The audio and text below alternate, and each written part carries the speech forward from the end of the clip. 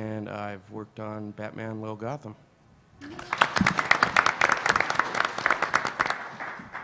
Hey, I'm Andy Suriano, and I'm doing the new Samurai Jack series for IDW with Jim Zub.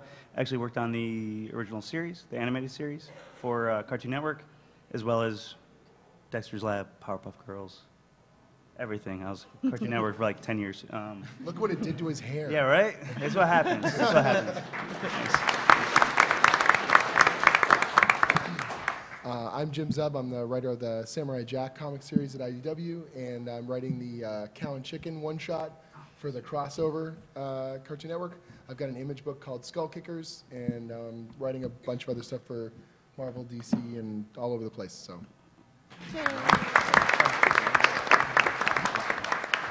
Thank you guys for being here. And I see a lot of kids in the audience.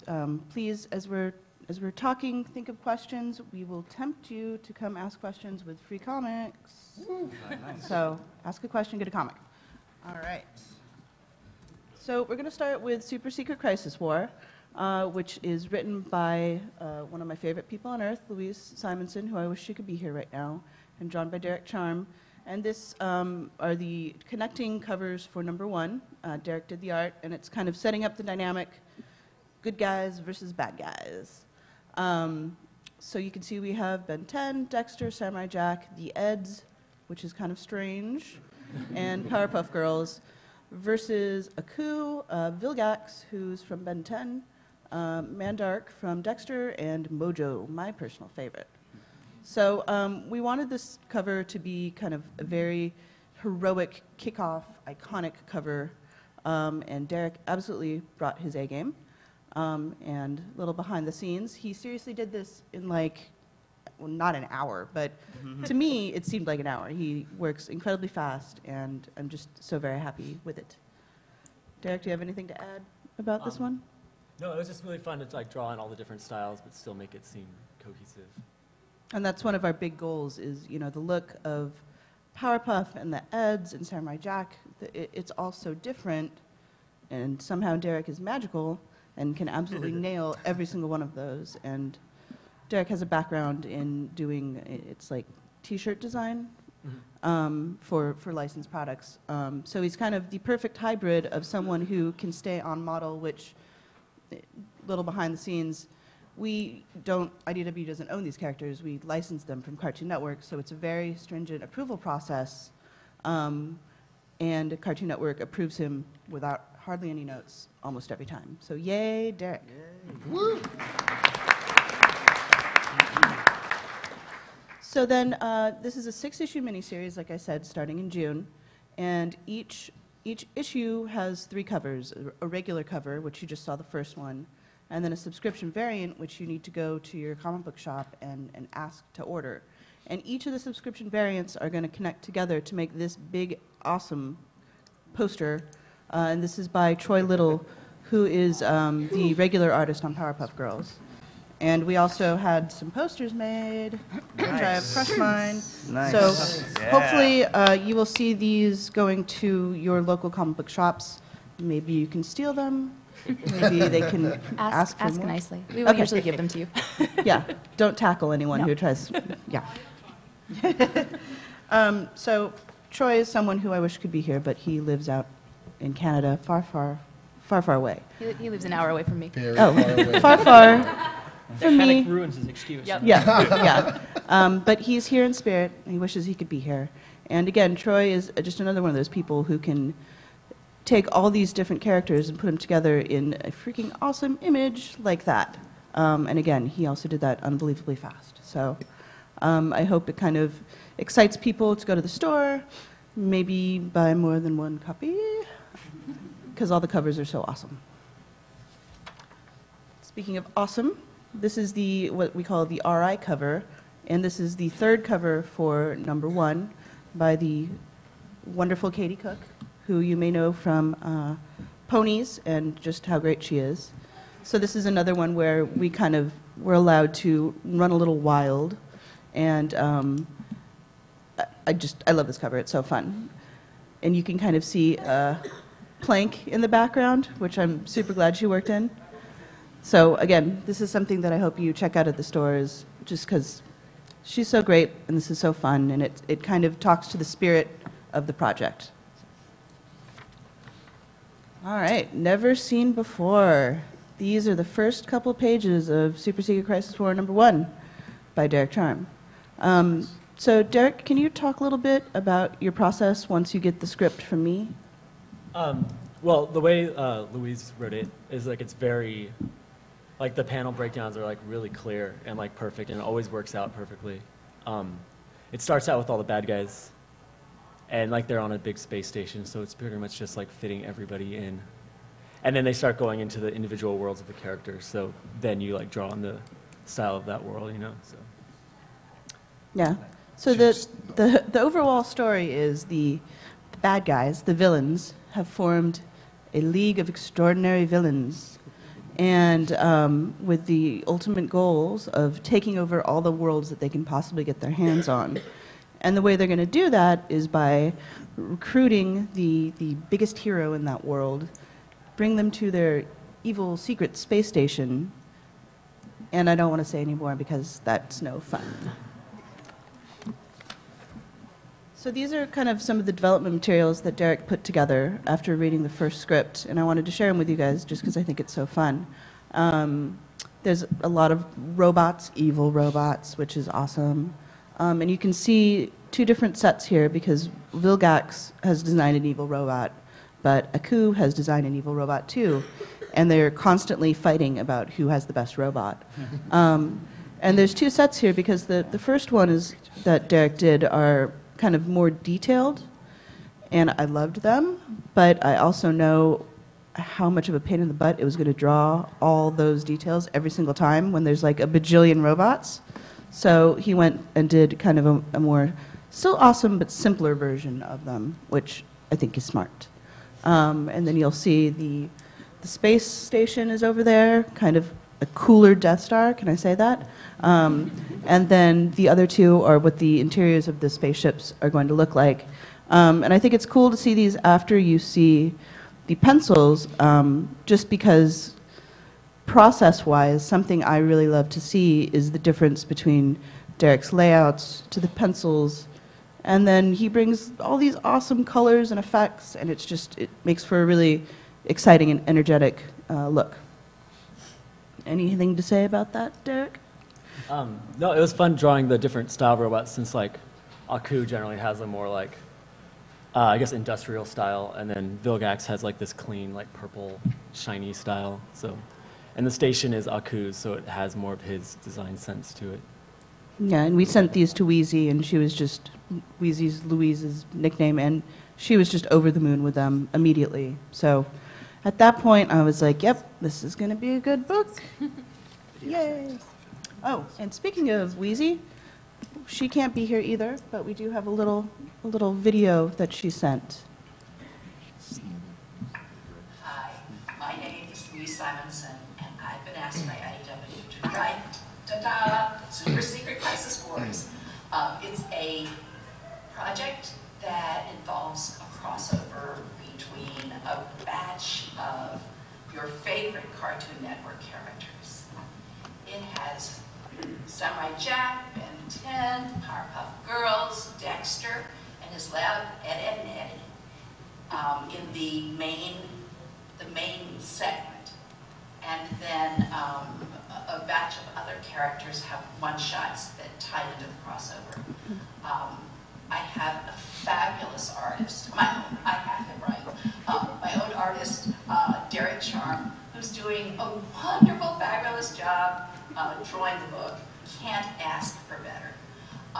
And I'm having a wonderful time. I get to watch cartoons for reference. How cool is that? So I'm having the best time writing it, and I hope you guys have the best time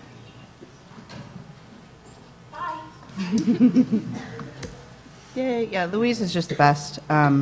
If you ever do get to meet her at a con, her and her husband, Walter Simonson, are just the greatest people. And to that point, little trivia knowledge, that's actually Louise on the House of Secrets cover from back in the day. She was the model for that cover, which I think is the first appearance of Swamp Thing. So we wanted to do just a small token of our love, a tribute cover to that, with Powerpuff Girls in her place and our bad guys in the place of Swamp Thing. And so we reached out to Andy, who did that cover for us. And I'm just really happy with how it turned out. And thank you, Andy, for doing that. You're very welcome. Yeah. Thanks for giving me work. So this is going to be the variant cover for the second issue. And then this other awesome piece of art, which I'm absolutely crazy about, is by Erica Henderson. And it is the A cover to our Johnny Bravo one-shot. And you're kind of like, why is there a squirrel on it? Well, you'll have to read and find out. And so that one is going to be coming out in July.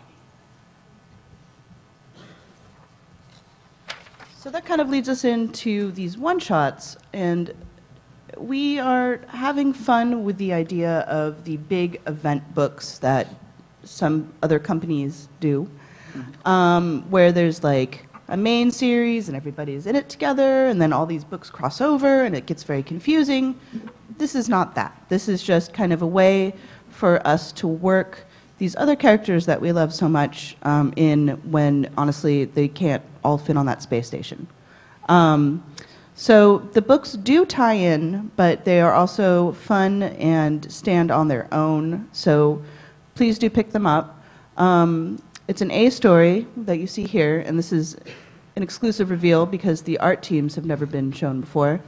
And then in each issue, there's a 2-page backup story by Derek and Louise that you do need to read in order, but they're fun and easy to understand, and it goes into how the League of Extraordinary Villains came to be.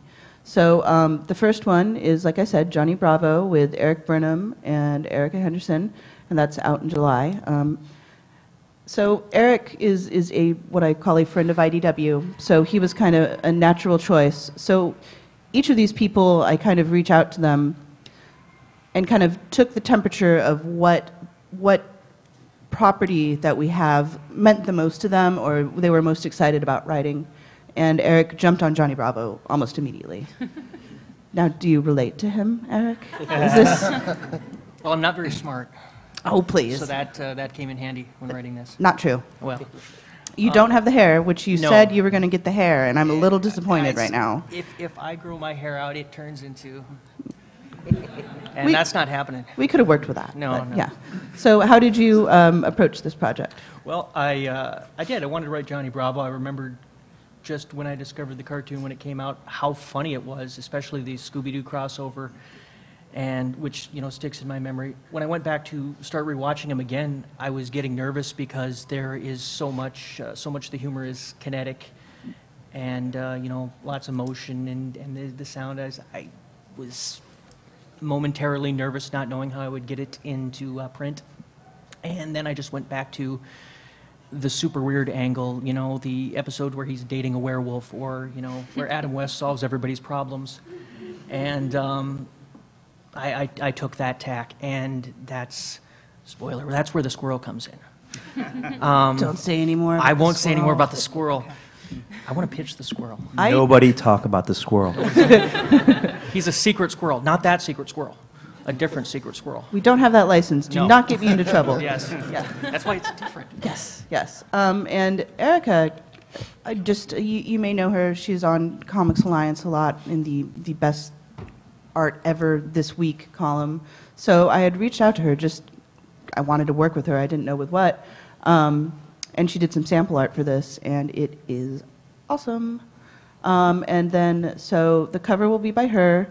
And then for these one-shots, for the sub-variant cover, this is where things get confusing again. It's going to be another awesome connected image, which I think we'll show you later on. And for this one, the other variant cover is by, and you want to tell the story, how this happened? The other variant cover is by Van Partible, who created Johnny Bravo. And what it was is I found out that he was on Twitter. And I said I wished I would have known before I wrote it, so I could kind of sap some of his ideas. And he saw that tweet, responded back, and then Sarah, being wise, jumped right in and said, "Hey, I want to cover," and he agreed to do it. So yeah, it was kind of a nice little bit of synchronicity. Yeah, and it's really awesome. It's not done, so I can't show you, but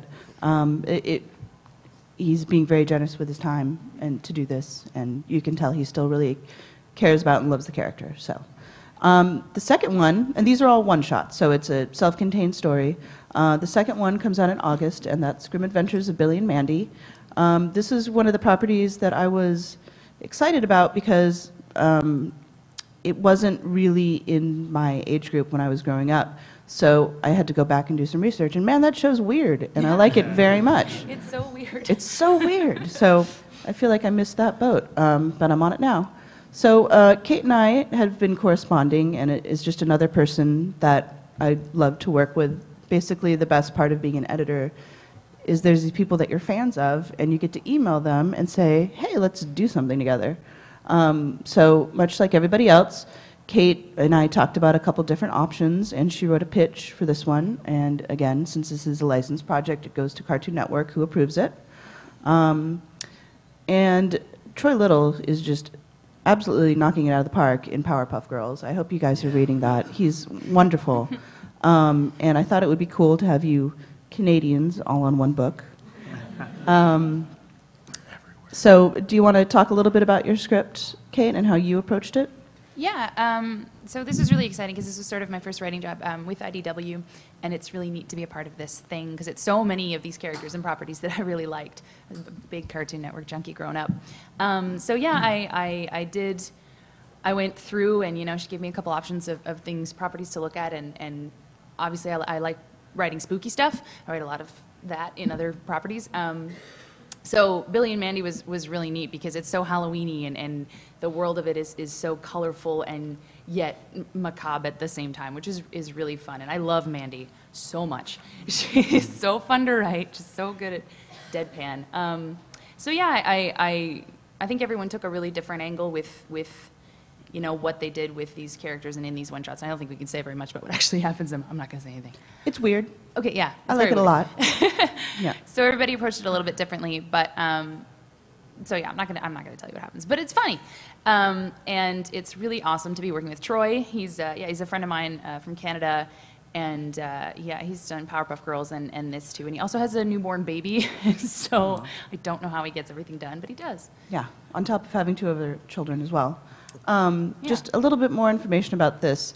So I touched briefly on the fact that there's a space station and there's these robots, and they're basically recruiting / capturing these heroes to bring back to the space station. And the way that that happens is that Vilgax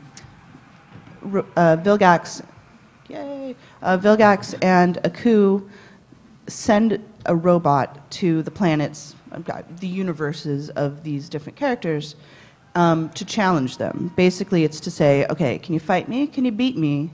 You beat me, so you're a worthy hero.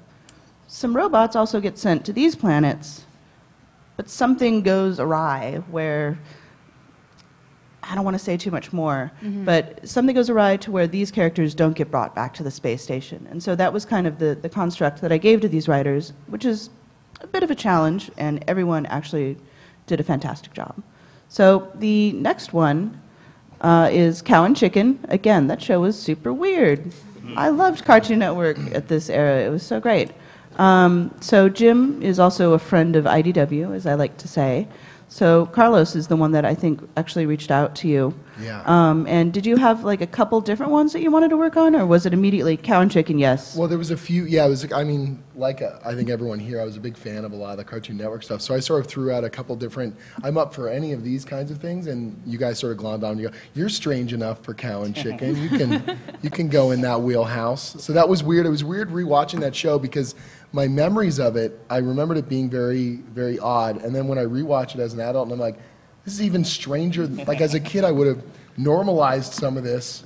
The voices in particular are just bizarre. Can't even tell what Cow's saying half the time because it's such a high, screeching kind of octave. Normally when I'm writing dialogue, I will actually say the lines of characters out loud to make sure they sound right. My wife thinks it's a little crazy. I'm doing like Jack or a Eccc or whatever. The Scotsman was really fun to write in number 6. But I'm afraid when I do Cow and Chicken, she's just gonna divorce me. She's gonna be like, clearly lost your mind. This is it's gonna be fun. But it'll be worth it Oh, because yeah, of comics, course, yay! comics. And the art on this one is by Jorge Monlongo, who lives in Spain and wishes he could be here as well. I found Jorge. He was doing some licensed work for, I forgot what they're called. They're the little green pea people from Japan. I think it's Mama Shiba. No, wait, I thought I had it. Yeah, that thing. And also some Hello Kitty stuff. And I reached out to him. And he ended up drawing my Peabody and Sherman comic. And it's really, really fabulous.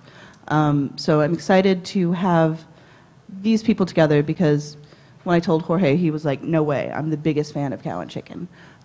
So it's especially great when that kind of energy and passion and love for the character, it absolutely shows through in everything that everybody does. And then last but certainly not least is Codename Kid Next Door, and it's written by Scott Peterson, who also wishes he could be here, and Ryan Jampol. I know Peterson from my time working at Wildstorm. He was also an editor there, and before that he was at DC for many years.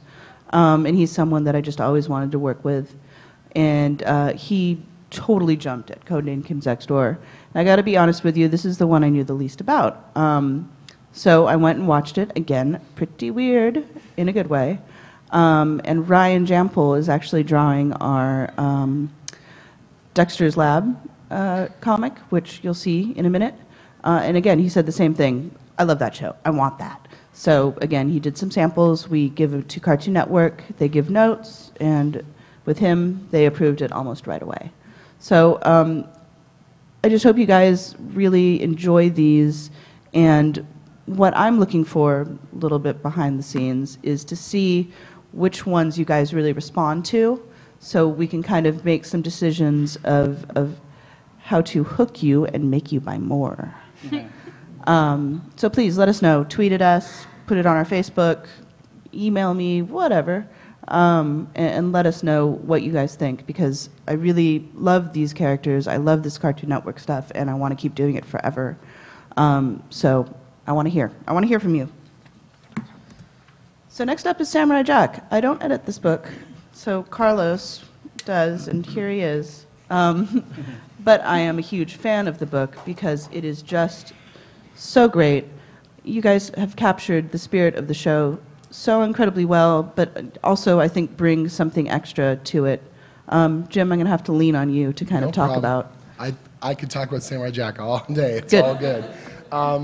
People, ask me what it's like to work on the comic. We're sort of writing like a 5th season in comic form. So just new episodes, new challenges. Really, when I was pitching the series, I know it's really common when you're doing license work to want to go back or kind of retread things that have been done before. It's almost like greatest hit stuff. And I realized that one of the things that made Jack so great was that they almost never looked, they never repeated themselves. It was a lot of new stuff. Jack would be in a new place. Jack would be up against new villains, new challenges, strange stuff. And so in many ways, it was very liberating to realize that I had this open creative field. It's like a genre melting pot. It's like mythic stuff and fantasy stuff and science fiction stuff. It's almost anything goes. Some of the episodes are very, very, very silly. Some of them are unbelievably serious and emotional. And so we had the whole range to play with. And then working with Andy, who worked on the original production, I can just throw out the craziest ideas, and he comes back at me tenfold with enthusiasm and amazing designs and the best storytelling. It is honestly one of the most satisfying projects I've ever worked on, and I hope it never ends. Me too, and thank you guys for your support of this book. It definitely shows, and I hope we can keep doing it forever. Yeah, I mean, the great thing about what Jim brings to the table is, this is something I worked on like 15 years ago. And then to come revisit it, like 10 years after the fact, and work with someone like Jim, who brings not only the knowledge, but he brings something new and a unique voice to something that doesn't feel completely foreign to the existing property. And it's been really, really great. And I remember, gosh, you guys remembered, who's read issue 3 with the With the ghost. the Ghost Warrior. Yeah. Anyway, I remember him sending me that script, and it just, gave me chills, and I was like, oh my gosh, this encapsulates totally like the feel, at least for me, of the Jack stories of 15 years ago or so, with still being fresh. So. Because there's so many kids in the audience, can you guys talk a little bit about what your working process is like, so they can kind of see what it's like to put together a comic? Sure. It's really interesting. I usually pitch groups of stories to Carlos, so I'm usually pitching 3 or 4 issues at a time. Originally, I was just sending out a bunch of ideas, and I'd say, can we pick from this pile? And Carlos would come back to me and go, let's do all of them, which was the most complimentary thing I could say. So now I'm just pitching groups of 3 and 4 stories at a time. Andy bounces off them and starts usually doing sketches based on that. Andy has the craziest working process I've ever seen. I'm going to brag about him for a sec. It's a monthly comic, and for the first 2 weeks or so, we don't see any artwork, and I start getting really nervous. And then all of a sudden, the art pours out of him like a fountain, and we start getting 3 and 4 pages a day. And so it's just this like barrage of artwork that comes in. Or if it's a weekend, I think my record is like 17 pages or something. It's the most deranged. Yeah, I was just every few hours there's another page coming into my email. I couldn't believe it. It's so wild. Yeah, my family doesn't see me for a few days. So. But there's this amazing energy that comes out of that artwork, and we go back and forth. Both Josh Bertram, the colorist, he's adding so much texture and atmosphere to it as well. And so we're all very much involved. It's at some projects I've worked on, the writer does the script, hands it in, and then, well, I'll see the printed book someday. Sure. And we don't have that No, relationship we at all talk to each other. Yeah. It's amazing. It's been a really good, close working environment, even though we're all in different parts of the world. So. And my background's in animation before I started writing, and so what Andy's been great where I can throw out some visual ideas or color choices or things like that, and everyone just feels like we're all trying to make it better. It's not about egos or anything like that. Well, I think we recognize too that the appeal of Jack, Samurai Jack. I don't know for those really young ones. I don't know if you're familiar with the old series, but the thing about Jack was it was mostly about atmosphere. It was about telling a story, not with words and not with dialogue. Even though Jim brings all that, but it's what Jim also brings is this emotional component of it, and it's about this feeling you get, an overall feeling of movement and of just Jack's journey, and not necessarily through speaking. Yeah, exactly. And again, with the energy and stuff, one of the challenges with Jack was so stylistically different than anything we did previously at Cartoon Network. Again, before all of us had worked on Powerpuff and Dexter's, and then Samurai Jack was something totally unique. And we broke new ground stylistically, and we challenged the overseas animation studios and drove them crazy somewhat too to get rid of the outside line, the holding lines and stuff. And so when we had to approach Jack, it was that challenge of, okay, how do we translate something that exists, but then bring it to this printed form? And I know Jack was brought back many years ago, but this was something that I feel like on the comics page sometimes the characters feel stiff, and there's no sense of movement and energy. And so the thing, at least what we try to bring with the scripts and with the color and me with the line art is just this feeling of movement and this kinetic energy that we just want to, or hopefully you guys feel like it translates. Oh, it does. It does. And if I could just sing the praises of the artists and writers that I work with and that many of us work with. I don't know, it probably doesn't show to the reading audience, but these are monthly comics, and it is unbelievably hard to get just the sheer amount of work that goes into something like this. Not only are we expecting our artists to draw a page a day, then it goes to the licensor and there's notes. And as soon as one issue's done, you're already late on the next one. And not only do, especially this group and a lot of the other wonderful people that I work with at IDW and in the past at DC, not only do they, most of the time, meet their deadlines the best they can, the work they do is absolutely astounding. Like, I am the world's worst artist. Seriously, like, I should have a plaque. And these pages come in, and just the speed that it comes in, and the consistency of the work, day after day, month after month. You know, next time you're reading a comic, keep that in the back of your head of how much these people are pouring themselves into the comic. So I really appreciate, and thank you, everyone, for that. So the next one, this is some interiors from Samurai Jack. I think this one is issue 6, is that right, Jim? That's Brittany, right? Yes. Brittany Williams. Yeah, Yes. we did I got away with doing a gender bend. So that's the Scotsman over there and Samurai Jacqueline. They've been cursed by leprechauns, and now they have to figure out how to turn themselves back to their manly selves. It was so much fun to put this one together. I was really I happy can't that you wait got till away we with get that. cosplayers of these one. Anyways, so yeah, I sent that idea as one. That was one of those sort of far-flung things where I just threw it out there and I said, "Can I have a curse to turn the Scotsman into a petite little Scottish warrior woman?" And I thought they'll never approve that, and they came back and they said, "Yeah, okay." I was so sad not to be able to draw this issue. You know, it was a dream of mine. If we can sing the praises of Brittany Williams, though. Yeah. Brittany's she's phenomenal, and she was someone who I found just through, actually found through a Comics Alliance post. There was a pin up there of her she had done of like Lois Lane and Superman and stuff, and it had this wonderful artistic, cartoony style. So I started following her Tumblr and just watching the art pour out of her every couple weeks, and I was sort of in my head like, how do I not be a big fanboy? I really want to get in touch with her and just be like, "You're the greatest. Also, I write comics. You're cool too," you know, like. But I didn't know how to do that, and then all of a sudden, I was talking to Carlos, and he goes, "Well, you know, Andy's gonna have to take a break for 6 and 7," and I sort of sent this link over, and I said, "I think this person would be a good fit." And he goes, "Oh, do you know her?" And I said, "No, but I want to."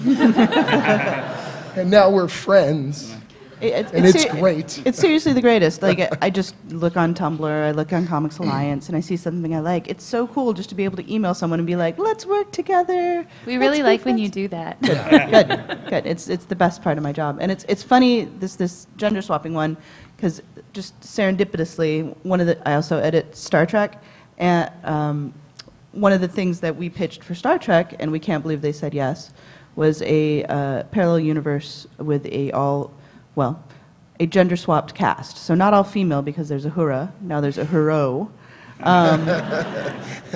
And it's a really, you know, obviously on the internets.com, it's a really popular thing to do.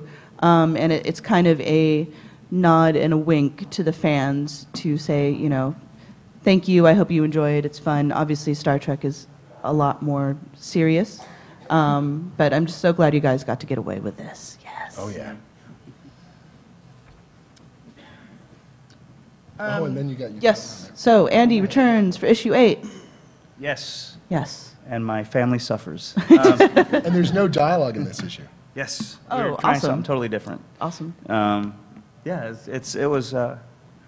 Yeah, Andy actually came up with the idea for this story. So he said to me, "I would love to do a story about this." And I had been thinking in the back of my mind, let's do a silent issue without any dialogue, because they do a lot Very of that in gracious Jack. of the writer to Get say out of the that, way so. of the artist for a change.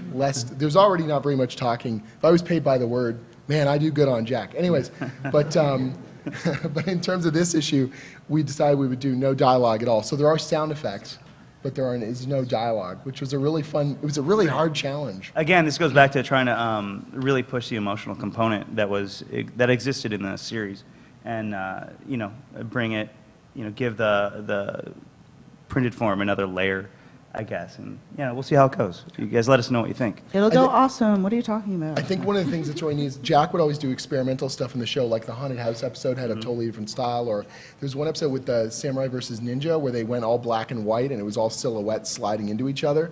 And so I felt like once we got our legs on the first few issues of the comic, how can we start being risky and experimental? Not risky like content, but risky in terms of art and storytelling and panel to panel, and try and do something a little wild and unexpected.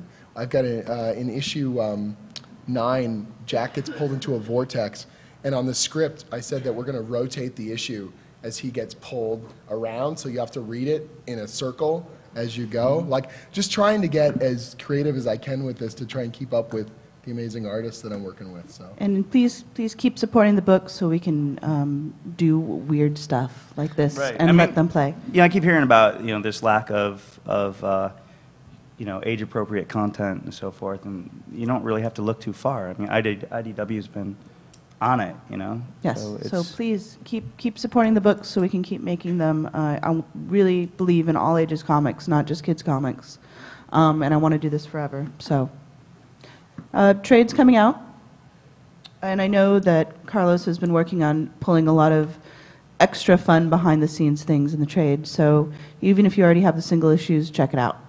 Yeah, it's going to have my original pitch in there as well, so you can actually see how I wrote the outline to get the job. It's crazy. yeah, there's going to be tons and tons of extras. Cool. Lots of sketches, lots of stuff no one's ever seen, so it'll be I cool. want my copy. All right. So next up, we're going to talk about the 2 issues of Powerpuff Girls that Derek worked on. Like Kit said, Troy had a baby, so he needed a break. He probably needs more breaks still, but so Derek had been doing a bunch of really fabulous covers for me for Powerpuff Girls. And so I said, if you want to try your hand at doing the interiors, let's see what Cartoon Network thinks. And they absolutely loved the idea. So Derek also wrote these, and I just kind of asked him to pitch me a couple ideas of a story that was exciting to him. And do you want to talk a little bit about it? Yeah.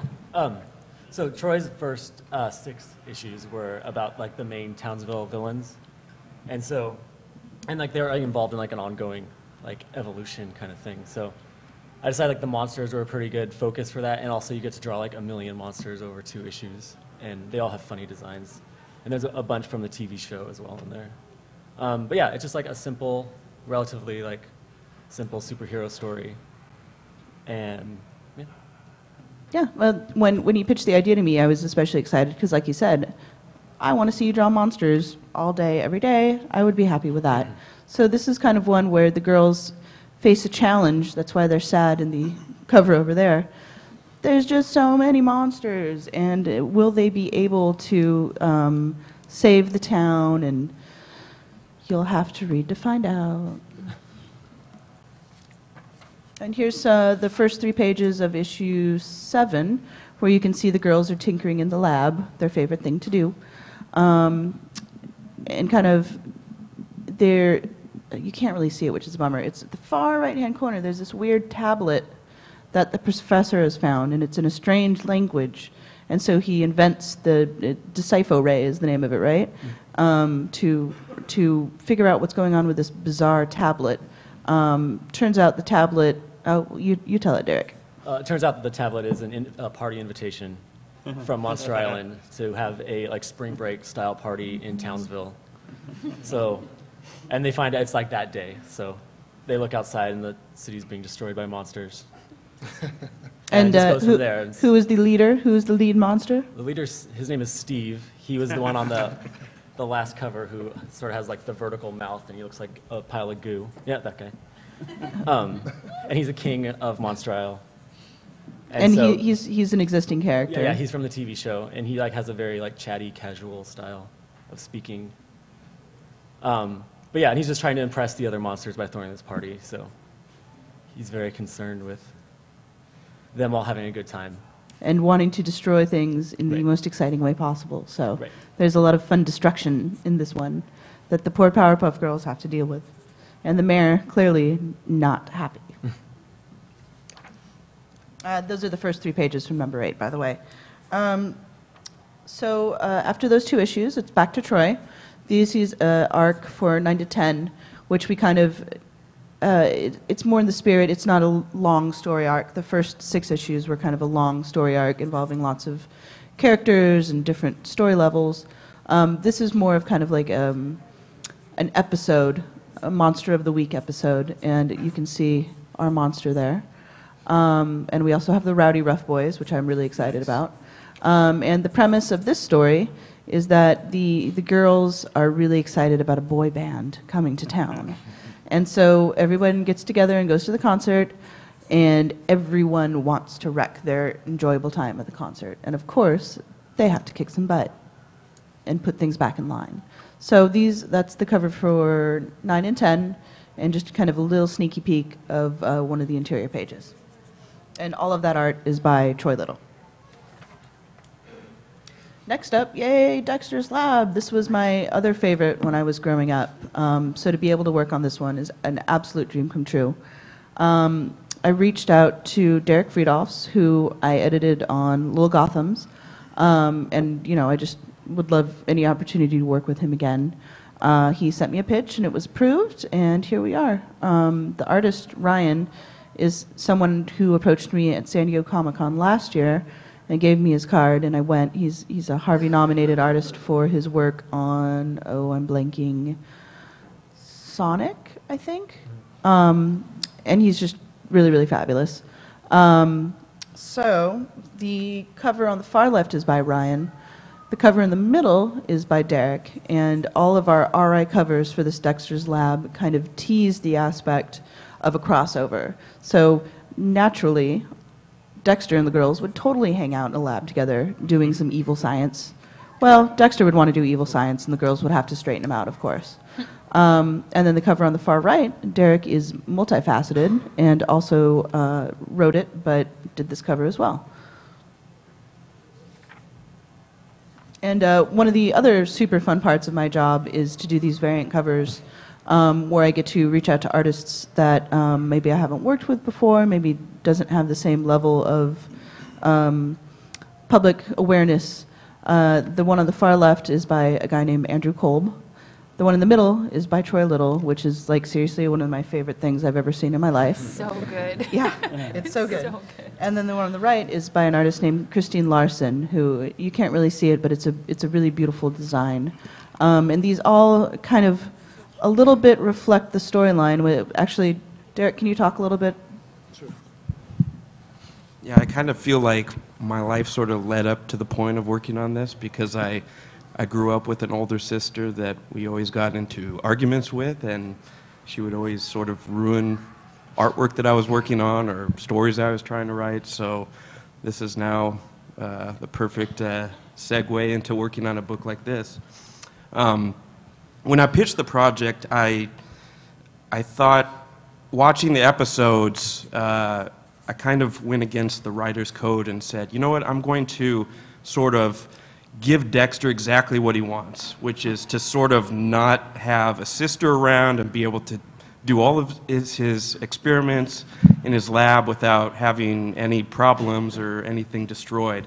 But with anything with Dexter, you know, you have to be careful what you wish for, and things go very badly very quickly, and Dee Dee gets her chance to shine. So Yes, it was. and this is actually inside the mind of Dee Dee, Yeah. in the middle there.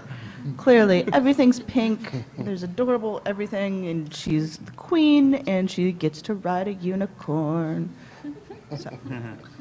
Yeah, I mean the issues sort of break down kind of well. It's really a co-starring story between Dexter and Dee Dee, and each of them sort of have their own world and what they would do without the other, and at the same time try to fix things and get things back to the way they were. And it's just been a lot of fun putting it together, trying to get into the mind of both of them and their voices. And the artwork is just amazing. It just looks like animation cells from the show. And it's a lot of fun. It's fantastic. I hope everyone picks it up. Yeah, here's a few other variant covers from the project. And I totally forgot to talk about Foster's Home. That's one of the one-shots. How did I skip over that?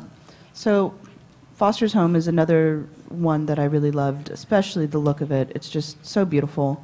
So I reached out to Ivan Cohen, who is a former DC person, and it's a great pitch, and it's fun, and it's also incredibly heartfelt. So that's going to be the third issue, I think.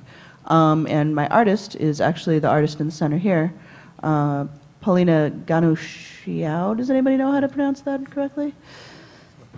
Cool, I tried. Who is just so fabulous.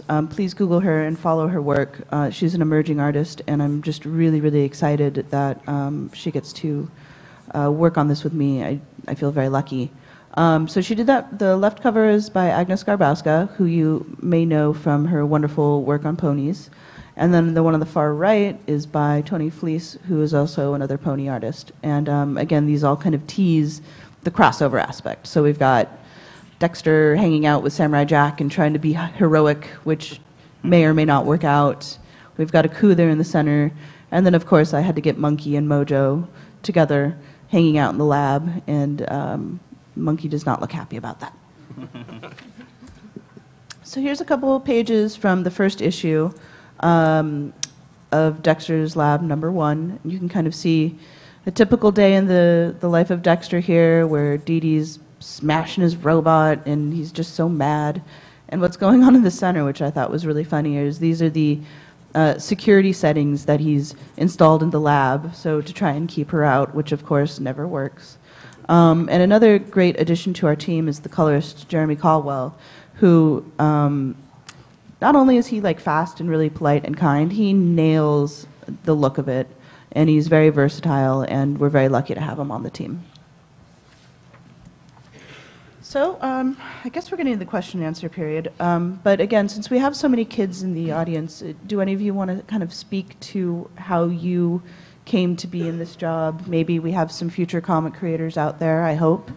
Well, I'll say I actually was a year ago at this very convention where I think IDW announced or right before that, announced that they got the rights to do Samurai Jack.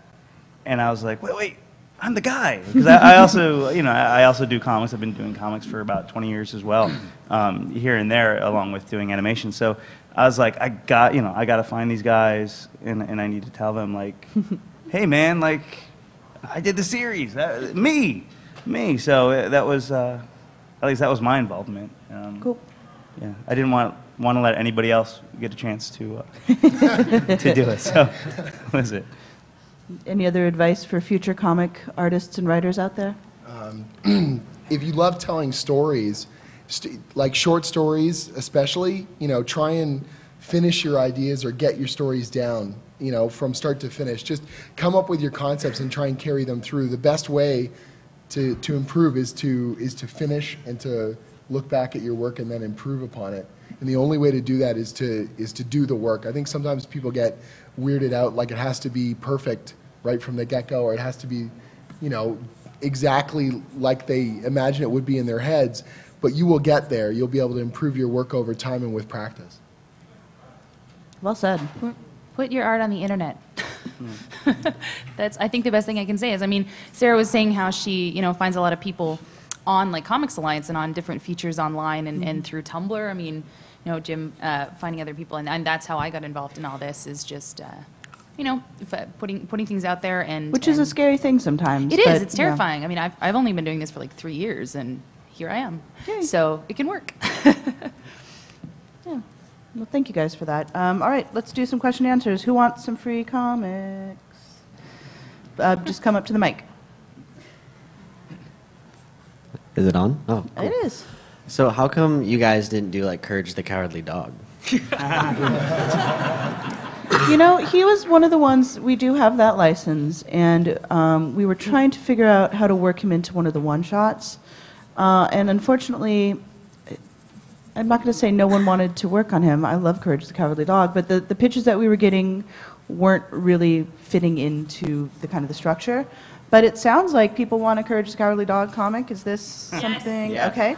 So, this is the kind of feedback we need to hear. So maybe he's not going to appear here, but in the future, I will remember this, and we'll do our best. All right. Come get a comic. Yay, comics. Hello. Hello. So I'm actually really excited that you're having Dee Dee in it. Oh, cool. But I am kind of sad. I really actually kind of want to see Dee Dee as a villain. Because she's totally bribable, like I can imagine all the other villains being like, here's a bunch of pink stuff, here's a unicorn, now go like destroy Dexter's lab. Are we ever going to see something like that? Is that something that's ever in the cards? Wait until we get into the mind of Dee Dee. Yeah, who's to say she's not a villain in my story? So Yeah. Okay, now I'm really excited. Yeah. Of course, everything's pink and there's unicorns and puppies, but this is Dee Dee's mind, so I say no more. Okay, thank you. Yes. Yeah, you bet. Come get a comic. Yay. Hey guys. Hi. I'm just absolutely in love with this era of Cartoon Network history. I'm so excited for the crossover. Good, thank you. I remember like Samurai Jack first came out. I was like, oh my god, I'm so in love with this. And this crossover looks very this era. Do you think IDW will pick up anything from the more current running Cartoon Network lineup? Chowder, Adventure Time. Well, I would personally love that. Boom has the license to many of those, and obviously I love those comics, and they do such a fabulous job with them. So I'm absolutely a fan. I read them every month. Oh, very cool. Yeah. Come get a comic. Okay. All right, lightning round, 2 minutes, go. I really, really like Samurai Jack. It's been really good. The artwork's been great. I was really hoping, since you guys are so faithful to the comics and stuff, would there be any chance for a Mega XLR? Ooh, that's sweet. Yeah.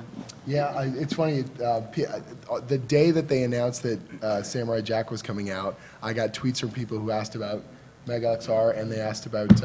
I'm totally blanking on the other Gendy, the one with the big robot. Symbiotic. Symbiotic Titan. And so it was like, let me just focus on this right now. I'm not Gendy. I can't do everything he does, but. Yeah, I mean, I love both those series as well. It would be great to do more. Noted. Action We'll stuff. remember. Yeah. Yeah. Come get a comic. All right. Hey, do you want to talk about Jack here? You want to discuss me? Oh, that's so awesome. Yay. Now you're gonna have a lineup going that way. So. All right, lightning round, go. What are some of the ways you guys get ideas for just one issue of a comic, like short story ideas? Extreme caffeination. That is not a lie. Watching nonstop Netflix marathons of the show on planes and at work, and just kind of like, especially when you only have a one shot, it's the idea of not. I mean, for me anyway, because it's different for everybody.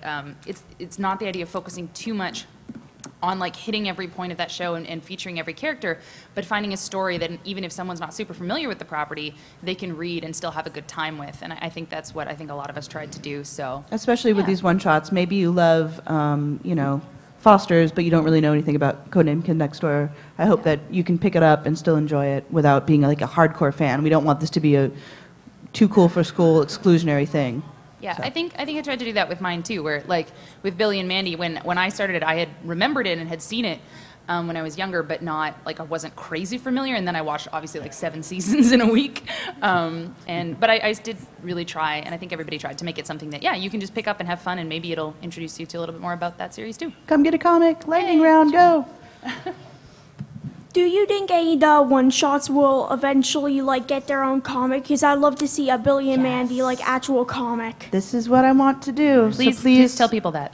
Please tell your friends, support the books, and I'm really hoping I can spin out a lot of things from this. I really want to make this a whole line into itself. So tell your friends.